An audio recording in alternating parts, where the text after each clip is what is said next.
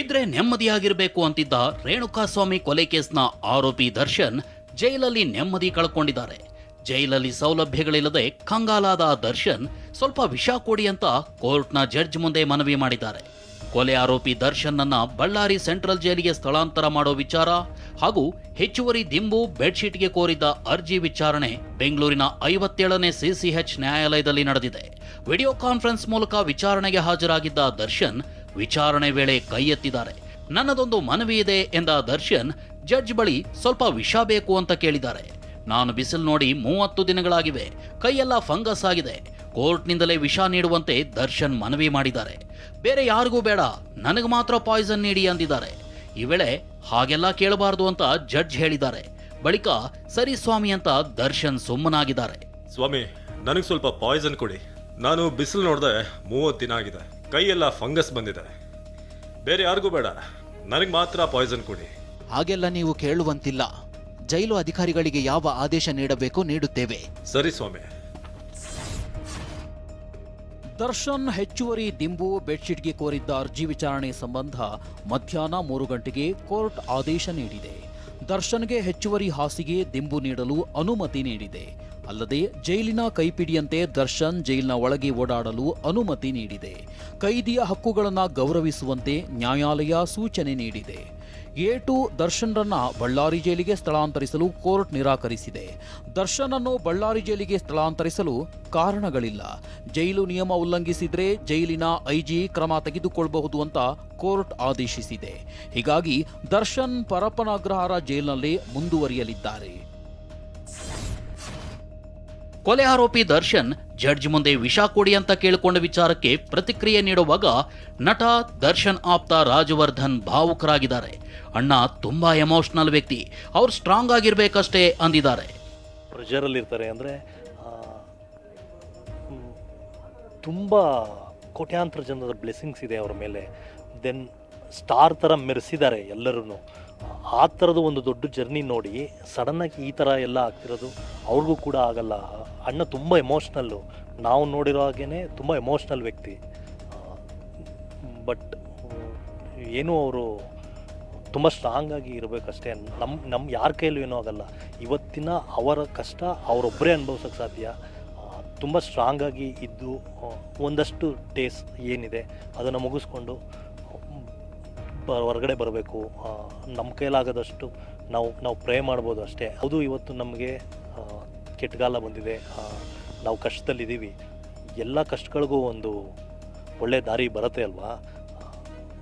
ಚಂದ್ರ ಮುಳುಗಲೇಬೇಕು, ಸೂರ್ಯ ಹುಟ್ಟಲೇಬೇಕಲ್ಲ, ಅದು ಒಂದಿನ ಬರುತ್ತೆ. ಅದಾದಷ್ಟು ಬೇಗ ಬರಲಿ ಅಂತ ತಾಯಿ ಚಾಮುಂಡೇಶ್ವರಿಯಲ್ಲಿ ಪ್ರಾರ್ಥನೆ ಮಾಡ್ಬೋದಷ್ಟೇ.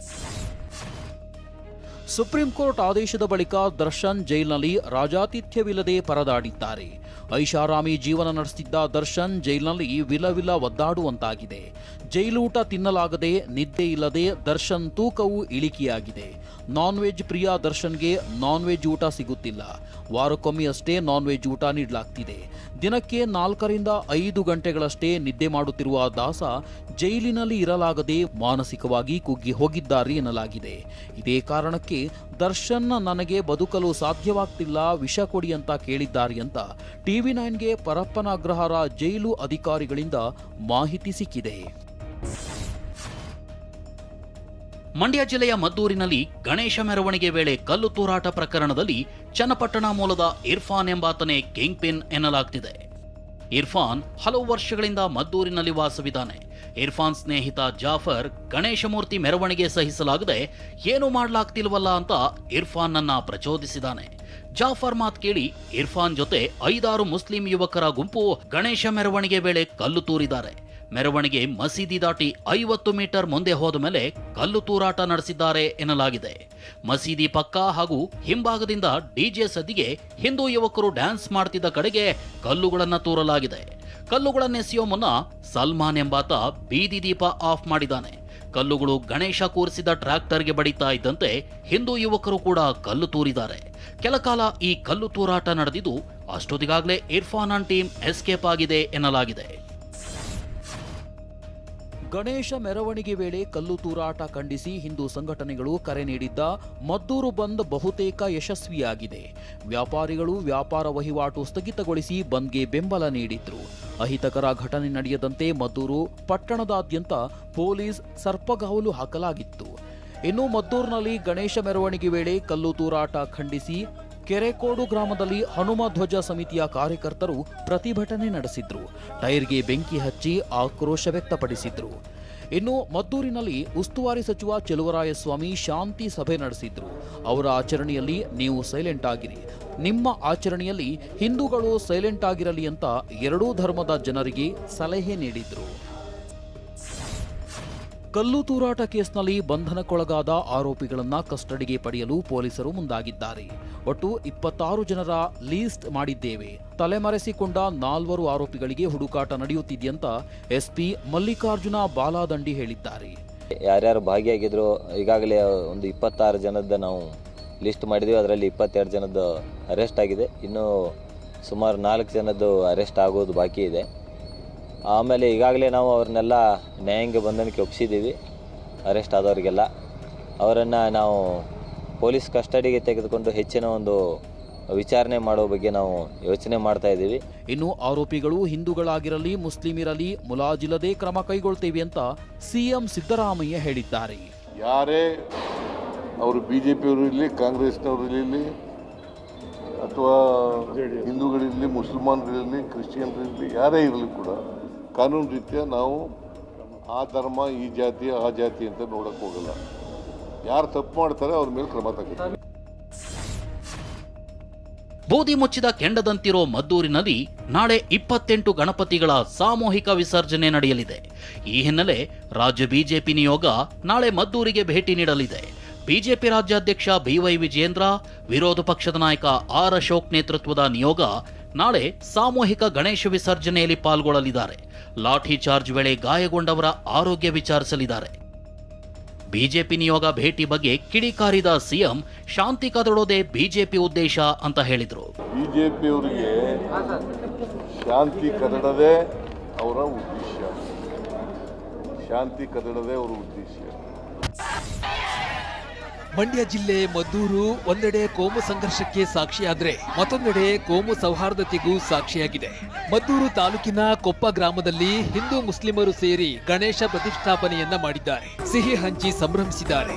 ಎರಡೂ ಸಮುದಾಯದವರು ಒಟ್ಟಿಗೆ ಗಣೇಶನನ್ನ ಪ್ರತಿಷ್ಠಾಪಿಸಿ ಸಂಭ್ರಮಿಸ್ತಾ ಇರುವ ವಿಡಿಯೋ ಸೋಷಿಯಲ್ ಮೀಡಿಯಾದಲ್ಲಿ ವೈರಲ್ ಆಗಿದೆ.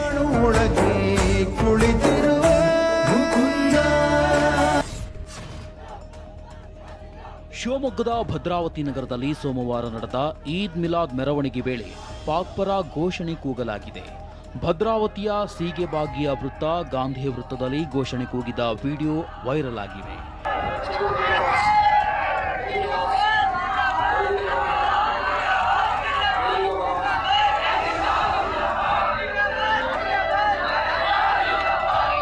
ಪಾಕ್ ಪರ ಘೋಷಣೆ ಕೂಗಿದವರ ವಿರುದ್ಧ ಕ್ರಮಕ್ಕೆ ಒತ್ತಾಯಿಸಿ ಬಿಜೆಪಿ ಹಾಗೂ ಹಿಂದೂ ಸಂಘಟನೆಗಳು ಪ್ರತಿಭಟನೆ ನಡೆಸಿದ್ವು. ಟೈರ್ಗಳಿಗೆ ಬೆಂಕಿ ಹಚ್ಚಿ ಆಕ್ರೋಶ ವ್ಯಕ್ತಪಡಿಸಿದ್ರು. ಈ ಮಧ್ಯೆ ಈದ್ ಮಿಲಾದ್ ಮೆರವಣಿಗೆ ವೇಳೆ ಭದ್ರಾವತಿ ಕಾಂಗ್ರೆಸ್ ಶಾಸಕ ಬಿಕೆ ಸಂಗಮೇಶ್ ಮುಂದಿನ ಜನ್ಮದಲ್ಲಿ ಮುಸ್ಲಿಂ ಆಗಿ ಹುಟ್ಟಬೇಕೆಂಬ ಆಸೆ ಇದೆ ಎಂದಿರುವ ವಿಡಿಯೋ ವೈರಲ್ ಆಗಿದೆ. ಇವತ್ತು 4 ಬಾರಿ ಶಾಸಕರಾಗಿ ನಿಮ್ಮೊಂದಿಗೆ ಮಾತಾಡ್ತಾ ಇದ್ದೇವೆ. ಅದಕ್ಕೆ ಮೂಲ ಕಾರಣ ನನ್ನ ಪ್ರೀತಿಯ ಮುಸ್ಲಿಂ ಬಾಂಧವರಿಗೆ ಈ ಬುದ್ಧಿ ಜೀವನದಲ್ಲಿ ಹುಟ್ಟಿದ್ರೆ ನಾನು ಸಾಬರಾಗಿ ಹುಟ್ಟಬೇಕು ಅಂತ, ಈ ಬುದ್ಧಿ ಜೀವನದಲ್ಲಿ ಹುಟ್ಟಿದ್ರೆ ನಾನು ಸಾಬರಾಗಿ ಹುಟ್ಟಬೇಕು ಅಂತ ಕಾಂಗ್ರೆಸ್ ಪಕ್ಷ ಯಾವತ್ತೂ ನಿಮ್ಮ ಮುಖ್ಯಮಂತ್ರಿ ಬಾಂಧವರಿಗೆ ಇರುತ್ತೆ. ಬಾನು ಮುಷ್ತಾಕ್ ಅವರಿಂದ ದಸರಾ ಉದ್ಘಾಟನೆ ಮಾಡಿಸುವ ಸರ್ಕಾರದ ನಿರ್ಧಾರವನ್ನ ಖಂಡಿಸಿ ಬಿಜೆಪಿ ನಾಯಕರು ಬಿಜೆಪಿ ಚಲೋ ನಡೆಸಲು ಮುಂದಾಗಿದ್ರು. ಮೈಸೂರಿನ ಕುರುಬರಹಳ್ಳಿ ಸರ್ಕಲ್ನಿಂದ ಚಾಮುಂಡಿ ಚಲೋ ಆರಂಭವಾಗಬೇಕಿತ್ತು. ಆದರೆ ಸ್ಥಳಕ್ಕೆ ಬಂದ ಬಿಜೆಪಿ ಶಾಸಕ ಶ್ರೀವತ್ಸ ಅವರನ್ನ ಪೊಲೀಸರು ವಶಕ್ಕೆ ಪಡೆದರು. ಈ ವೇಳೆ ಪೊಲೀಸರು ಶ್ರೀವತ್ಸ ನಡುವೆ ವಾಗ್ವಾದ ನಡೆಯಿತು. ಇದೇ ವೇಳೆ ಚಾಮುಂಡಿ ಚಲೋಗೆ ಬಂದಿದ್ದ ಮಾಜಿ ಸಂಸದ ಪ್ರತಾಪ್ ಸಿಂಹ ಅವರನ್ನ ಸಹ ಪೊಲೀಸರು ವಶಕ್ಕೆ ಪಡೆದುಕೊಂಡ್ರು. ಮಂಗಳೂರು, ಉಡುಪಿ, ಪುತ್ತೂರಿನಿಂದ ಆಗಮಿಸಿದ್ದ 100ಕ್ಕೂ ಹೆಚ್ಚು ಕಾರ್ಯಕರ್ತರನ್ನ ವಶಕ್ಕೆ ಪಡ್ಕೊಂಡ್ರು. ಇತ್ತ ದಲಿತ ಮಹಾಸಭಾವತಿಯಿಂದ ಬಾನು ಮುಷ್ತಾಕ್ ಅವರನ್ನ ಬೆಂಬಲಿಸಿ ಚಾಮುಂಡಿ ನಡಿಗೆಯನ್ನ ಹಮ್ಮಿಕೊಳ್ಳಲಾಗಿತ್ತು. ಆದರೆ ಪೊಲೀಸರು ಅನುಮತಿ ನೀಡಲು ನಿರಾಕರಿಸಿದರು.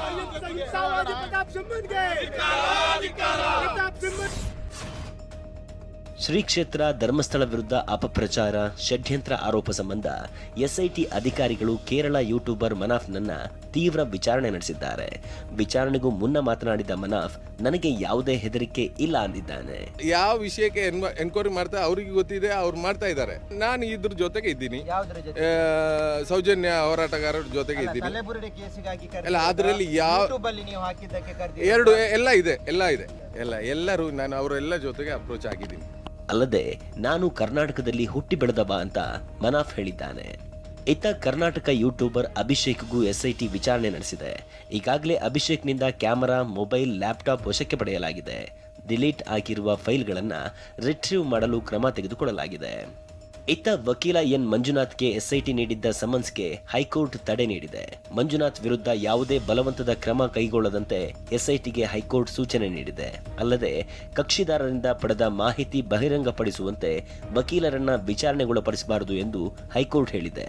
ಸುಜಾತ ಭಟ್ ಪರ ವಕೀಲನಾಗಿರುವ ಎಸ್ ಮಂಜುನಾಥ್ ಧರ್ಮಸ್ಥಳ ಸಮೀಪ ಹೂಳಲಾಗಿದೆ ಎನ್ನಲಾದ ಅಸ್ಥಿಪಂಜರಗಳ ಸಂಖ್ಯೆ ಪ್ರಕಟಿಸಿದ ಆರೋಪ ಸಂಬಂಧ ಎಸ್ಐಟಿ ಸಮನ್ಸ್ ನೀಡಿತ್ತು. ಎನ್ಡಿಎ ಅಭ್ಯರ್ಥಿ ಸಿಪಿ ರಾಧಾಕೃಷ್ಣನ್ ಭಾರತದ ನೂತನ ಉಪರಾಷ್ಟ್ರಪತಿಯಾಗಿ ಆಯ್ಕೆಯಾಗಿದ್ದಾರೆ. ಉಪರಾಷ್ಟ್ರಪತಿ ಚುನಾವಣೆಗೆ ನಡೆದ ಚುನಾವಣೆಯಲ್ಲಿ ಇಂಡಿಯಾ ಕೂಟದ ಅಭ್ಯರ್ಥಿ ಸುದರ್ಶನ್ ರೆಡ್ಡಿ 300 ಮತ ಪಡೆದರೆ ಎನ್ಡಿಎ ಅಭ್ಯರ್ಥಿ ರಾಧಾಕೃಷ್ಣನ್ 452 ಮತ ಪಡೆದು ಜಯಶೀಲರಾಗಿದ್ದಾರೆ. ತೆಲಂಗಾಣದ ಬಿಆರ್ಎಸ್ ಮತ್ತು ಒಡಿಶಾದ ಬಿಜು ಜನತಾದಳದ ಸಂಸದರು ಮತದಾನಕ್ಕೆ ಗೈರಾಗಿದ್ದಾರೆ. ಆಂಧ್ರದ ವೈಎಸ್ಆರ್ಸಿಪಿ ಸಂಸದರು ಎನ್ಡಿಎ ಅಭ್ಯರ್ಥಿಯನ್ನ ಬೆಂಬಲಿಸಿದ್ದಾರೆ. ಇದರಿಂದ ರಾಧಾಕೃಷ್ಣನ್ ಸುಲಭವಾಗಿ ಗೆಲುವು ಸಾಧಿಸಿದ್ದಾರೆ. ತಮಿಳುನಾಡಿನ ಕೊಂಗು ಪ್ರದೇಶದ ರಾಧಾಕೃಷ್ಣನ್ ಆರ್ಎಸ್ಎಸ್ ಹಿನ್ನೆಲೆ ಹೊಂದಿದ್ದಾರೆ. 1998ರಲ್ಲಿ ರಾಧಾಕೃಷ್ಣನ್ ಕೊಯಮತ್ತೂರು ಕ್ಷೇತ್ರದಿಂದ ಸಂಸತ್ಗೆ ಆಯ್ಕೆಯಾಗಿದ್ದರು. ಜಾರ್ಖಂಡ್, ಮಹಾರಾಷ್ಟ್ರ, ತೆಲಂಗಾಣದ ರಾಜ್ಯಪಾಲರಾಗಿ ಸೇವೆ ಸಲ್ಲಿಸಿದ್ದ ರಾಧಾಕೃಷ್ಣನ್ ಇದೀಗ ಉಪರಾಷ್ಟ್ರಪತಿಯಾಗಿ ಆಯ್ಕೆಯಾಗಿದ್ದಾರೆ. ಕಾಂಗ್ರೆಸ್ ಶಾಸಕ ವೀರೇಂದ್ರ ಪಪ್ಪಿ ನಿವಾಸದ ಮೇಲೆ ದಾಳಿ ನಡೆಸಿದ್ದ ಇಡಿ ಪತ್ರಿಕಾ ಪ್ರಕಟಣೆ ಬಿಡುಗಡೆ ಮಾಡಿದೆ. 24 ಕ್ಯಾರೆಟ್ನ 21.43 ಕೆಜಿ ಚಿನ್ನದ ಬಿಸ್ಕೆಟ್, 10 ಕೆಜಿಯಷ್ಟು ಚಿನ್ನದ ಲೇಪನವಿರುವ ಬೆಳ್ಳಿ ಬಾರ್, 1 ಕೆಜಿ ಚಿನ್ನಾಭರಣ ಸೇರಿ ಒಟ್ಟು 24 ಕೋಟಿ ಮೌಲ್ಯದ ಚಿನ್ನಾಭರಣ ಮತ್ತು ಬೆಳ್ಳಿ ವಸ್ತುಗಳನ್ನು ಇಡಿ ಸೀಸ್ ಮಾಡಿದೆ. Luxury car, Benz car, range rover car ಪತ್ತೆಯಾಗಿವೆ. ಒಟ್ಟು ದಾಳಿಯಲ್ಲಿ 100 ಕೋಟಿಗೂ ಅಧಿಕ ಮೌಲ್ಯದ ಆಸ್ತಿ ಪತ್ತೆಯಾಗಿದೆ ಅಂತ ಇಡಿ ತಿಳಿಸಿದೆ. ಸೈಬರ್ ವಂಚಕರು ಡಿಜಿಟಲ್ ಅರೆಸ್ಟ್ ಹೆಸರಿನಲ್ಲಿ ಮಾಜಿ ಶಾಸಕನಿಗೆ ಪಂಗನಾಮ ಹಾಕಿದ್ದಾರೆ. ಔರಾದ ಕ್ಷೇತ್ರದ ಮಾಜಿ ಶಾಸಕ ಗುಂಡಪ್ಪ ವಕೀಲ್ಗೆ ಬರೋಬ್ಬರಿ 30,99,000 ವಂಚಿಸಿದ್ದಾರೆ. ಅಕ್ರಮ ವ್ಯವಹಾರ ಮಾಡಿದ್ದಕ್ಕೆ ಡಿಜಿಟಲ್ ಅರೆಸ್ಟ್ ಆಗಿದ್ದೀರಿ ಅಂತ ವಂಚಕರು ಬೆದರಿಸಿದ್ದಾರೆ. ಅಕ್ರಮ ಅದಿರು ಸಾಗಾಟ ಪ್ರಕರಣದಲ್ಲಿ ವಿಚಾರಣೆಗೆ ಹಾಜರಾಗದ ಕಾರವಾರ ಕಾಂಗ್ರೆಸ್ ಶಾಸಕ ಸತೀಶ್ ಸೈಲ್ರನ್ನ ಇಡಿ ಅಧಿಕಾರಿಗಳು ಬಂಧಿಸಿದ್ದಾರೆ. ಬೆಂಗಳೂರಿನಲ್ಲಿ ಸತೀಶ್ ಸೈಲ್ರನ್ನ ಬಂಧಿಸಲಾಗಿದೆ. ಆಗಸ್ಟ್ 13, 14ರಂದು ಸತೀಶ್ ಸೈಲ್ ಮನೆ ಮೇಲೆ ಇಡಿ ಅಧಿಕಾರಿಗಳು ದಾಳಿ ನಡೆಸಿದರು. ಕಾರವಾರ, ಗೋವಾ, ಮುಂಬೈ, ದೆಹಲಿಯಲ್ಲಿ ದಾಳಿ ನಡೆಸಿ ನಗದು ಸೇರಿ 14.13 ಕೋಟಿ ರೂಪಾಯಿ ಮೌಲ್ಯದ ಆಸ್ತಿ ಜಪ್ತಿ ಮಾಡಿದ್ದರು. ಕಳೆದೊಂದು ತಿಂಗಳಿನಿಂದ ಮೇಘಸ್ಫೋಟ, ಭೂಕುಸಿತ, ಪ್ರವಾಹ, ರಣಮಳೆಗೆ ಹಿಮಾಚಲ ಪ್ರದೇಶ ತತ್ತರಿಸಿ ಹೋಗಿದೆ. ನೆರೆಪೀಡಿತ ಪ್ರದೇಶಗಳಿಗೆ ಪ್ರಧಾನಿ ನರೇಂದ್ರ ಮೋದಿ ಇಂದು ಭೇಟಿ ನೀಡಿದ್ರು. ಸಂತ್ರಸ್ತರ ಯೋಗಕ್ಷೇಮ ವಿಚಾರಿಸಿದ್ರು. ಇದಕ್ಕೂ ಮುನ್ನ ವೈಮಾನಿಕ ಸಮೀಕ್ಷೆ ನಡೆಸಿದ್ರು. ಪ್ರವಾಹ, ಭೂಕುಸಿತದಿಂದ ಆಗಿರುವ ಹಾನಿಯನ್ನ ವೀಕ್ಷಿಸಿದ್ರು. ಬೆಂಗಳೂರಿನಲ್ಲಿ ಒಂದೇ ದಿನಕ್ಕೆ ಚಿನ್ನದ ಬೆಲೆ ಭಾರೀ ಏರಿಕೆ ಕಂಡಿದೆ. 9,985 ರೂಪಾಯಿ ಇದ್ದ 22 ಕ್ಯಾರೆಟ್ನ 1 ಗ್ರಾಂ ಚಿನ್ನದ ದರ ಇಂದು 10,110 ರೂಪಾಯಿಗೆ ಏರಿಕೆಯಾಗಿದೆ. ಇನ್ನು 10,893 ಇದ್ದ 24 ಕ್ಯಾರೆಟ್ ಚಿನ್ನದ ದರ 11,029ಕ್ಕೆ ಏರಿಕೆಯಾಗಿದೆ.